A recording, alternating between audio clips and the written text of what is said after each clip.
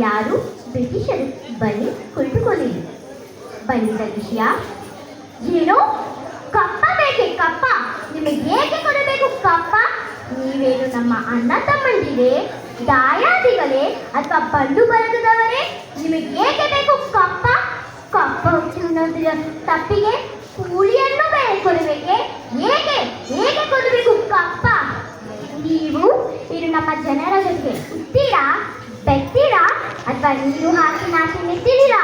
ನಿಮಗೆ ಏಕೆ ಕೊಡಬೇಕು ಕಪ್ಪ? ಮೋಡ ಮಳೆ ಸುರಿಸಿದರೆ, ಭೂಮಿ ಬೆಳೆದಿರಿದರೆ ನಿಮಗೆ ಏಕೆ ಕೊಡಬೇಕು ಕಪ್ಪ? ಈ ಕಿತ್ತೂರು ರಾಣಿ ಮುಂದೆ ಕಪ್ಪ ಕೀಳುವ ನಾಲಿಗೆ ಸೇರಿ ಹಾಕುವೆ. ಏಯ್ ಎಲ್ಲವೋ ಕೆಂಪು ಮುಖದ ಮಂಗವೇ, ನನ್ನ ಕಿತ್ತೂರನ್ನು ಮುಟ್ಟು ತೊಲಗಿರಿ. ಯುದ್ಧಕ್ಕೆ ತಯಾರಾಗಿ. ಕಪ್ಪ ಬೇಕಲ್ಲ ನಿಮಗೆ?